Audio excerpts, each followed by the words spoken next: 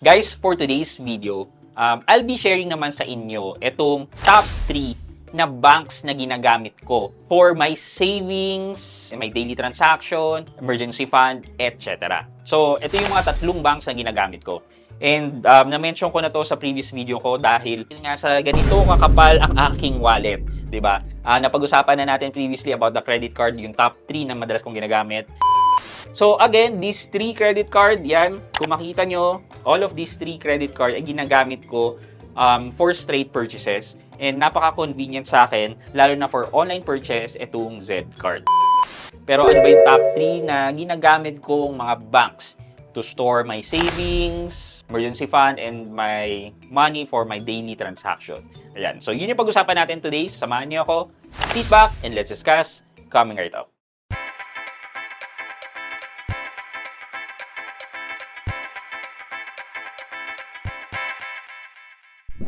Hi guys, this is Pat and you're in Pat Quintos Review TV.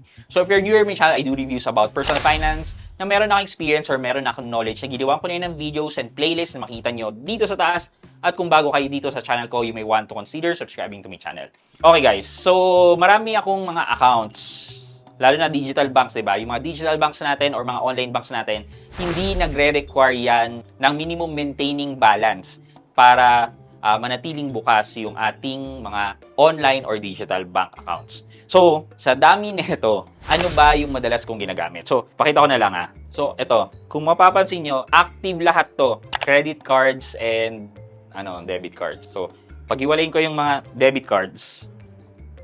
A few moments later. So, napaghiwalay ko na. Debit cards, ito, gano'ng kakapal yan, gano'ng karami yan. And then, credit cards naman, tingnan nyo kung gano'ng kadami. Ayan. Na-discuss na natin again yung credit card, debit card naman. So, ano ba yung top 3 na online bank na ginagamit ko, which is si Own Bank. So, ito guys, for my daily transaction, si Own Bank ang ginagamit ko. Kasi kumikita yung pera ko dito ng 6% interest at no cap. Ibig sabihin, kahit you go over 500,000, 1 million, 6% per annum ang binibigay nilang interest. And again, isa sa pinakamagandang feature ni Own Bank is the free bank transfer. Wow. So, for daily transaction, napakaganda nga siya kasi wala kang babayaran na InstaPay. Kunyari, mag-send ka ng pera sa anak ko or mag-send ka ng pera sa magulang mo, so on and so forth. Walang bayad dahil free ang bank transfer. Isa yon sa pinakagusto kong feature ni Own Bank apart from the 6% interest rate. Also, if you refer a friend, ganyan, magkakaroon kayo ng additional vouchers na mga 2%, 1%, 3% vouchers na makakadagdag para ma-increase yung kinikita ng inyong pera sa Own Bank. Medyo nag-improve na rin yung Own Bank in terms of security kasi nagre-require na rin siya ng Face ID or biometrics. And then yung feature na bank statement and bank certificate, meron na rin. So, kahit papano, si Own Bank ay pumapantay na sa karamihan. Next na ginagamit ko ay si C-Bank. Yan. So, si C-Bank ay, eto, meron na ring ATM card. Ay, sorry pala. Si Own Bank, guys, yung debit card ni Own Bank ay beta pa during this time. So, mag-a-announce sila ng release ng ATM card soon. Maybe around October daw. But, na-segue ko lang kasi nga, napakita ko, baka magulat kayo na bakit meron na akong ATM card ni Own Bank. Again, beta pa lang to, so selected user pa lang ang meron. So, ito naman, si C-Bank ay available na ang ATM ni C-Bank sa app niya. However guys, nabalitaan ko nagkaroon ng shortage yata. So, naubos na yata. I'm not sure kung meron na ulit. Pwede na kayong order. But yan. So, si C-Bank. C-Bank ay may 4.5% interest rate. So, ito naman pangalawa sa mataas na ginagamit ko na interest rate at 4.5% per annum na credited din on a daily basis. Well, diba? Si C-Bank, magandang bank na gamitin din. Isa din sa magandang feature niya ay meron siyang free 15 InstaPay transfer. Ayan. So, ito naman, ginagamit ko siya to save money din. Medyo hiwa-hiwalay din kasi yung savings ko. Hindi ako naglalagay lang sa isang digital bank. So, for my daily expense din, naglalagay din ako dito. But, mas madalas na yung Own Bank talaga yung ginagamit ko versus sa C-Bank. Ito more on, nilalagyan ko lang ng laman para gumanda ang aking credit history or income history with C-Bank. And yun nga yung nangyari na dahil gumanda siya na grantan ako ng C-Bank credit. However, just recently, may biglang nag-text sa akin saying na I can now apply for a C-Bank credit. So, yun lang naman talaga yung purpose ko bakit ginagamit ko to.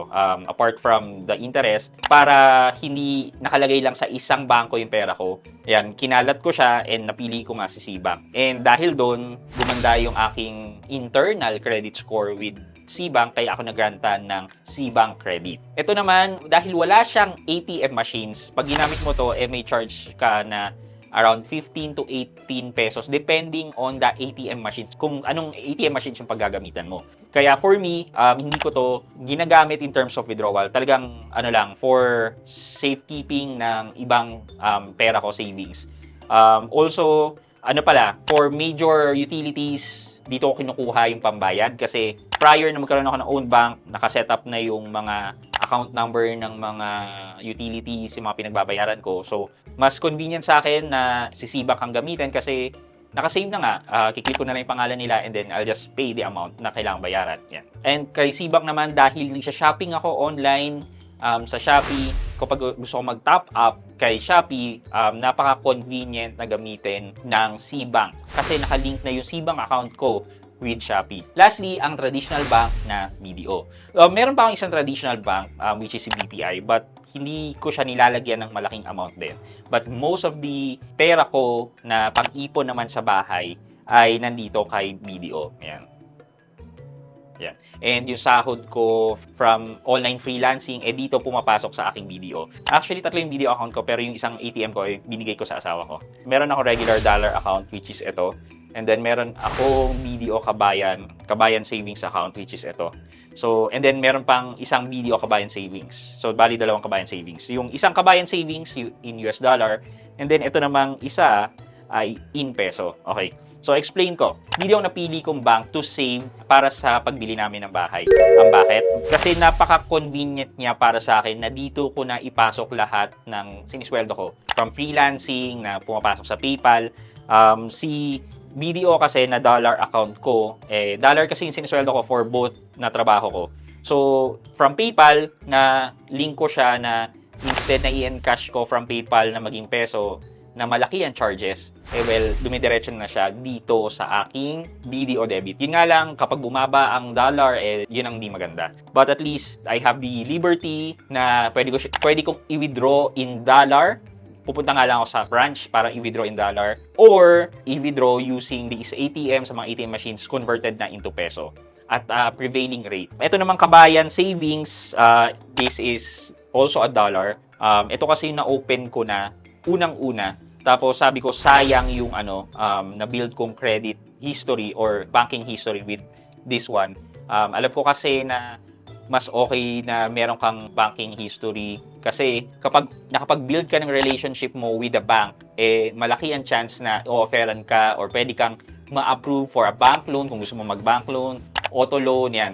Kasi alam na nila na kung saan galing yung pera mo, kung magkano pumapasok, na monitor nila yan. Kaya nga 'di ba, nabigyan ako ng BPI na pre-approved credit card. It's because nakikita nila yung transaction ko doon sa BPI account ko. Ganun yung iniisip ko why I am maintaining large amount of money, specifically yung pambili namin ng bahay sa BDO. Ayan. Though guys, hindi ko advisable na BDO kung wala kayong other motive or other goal kasi mababa ang interest na binibigay ng mga traditional banks. And for me, this is only to improve my relationship with the banks to show them na meron akong regular income, malaking pera pumapasok sa akin, etc. Kaya if we decided na mag-housing loan na lang sa kanila, at least there is a supporting document to show na may credible income ako to pay for a housing loan. So yan, basically yan ang ang top 3 banks na ginagamit ko and why I am using them. And sana may natutunan kayo dito on the reason why I chose those banks. Okay, for our question of the day, ano yung top 2 banks na ginagamit nyo right now? Either for its savings, for your daily transaction, for emergency fund, etc. At bakit? Let me know sa comment section sa baba at may chance kayong manalo ng 1,000 pesos sa ating weekly GCash giveaway.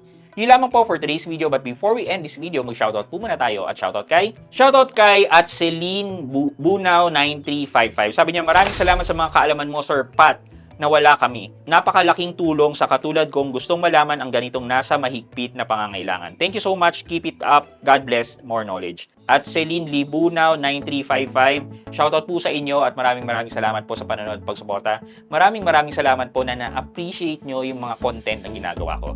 Thank you so much. I hope you can like this video, leave a thumbs up, and if not, wala nang problema dyan, but continue to support me by subscribing to my channel by clicking the subscribe button and also the bell button sa tabi ng subscribe para mag-receive kayo ng latest notification sa lahat ng upload ko. Again guys, this is Pat Quinto and you're in Pat Quinto's Review TV. Bye-bye!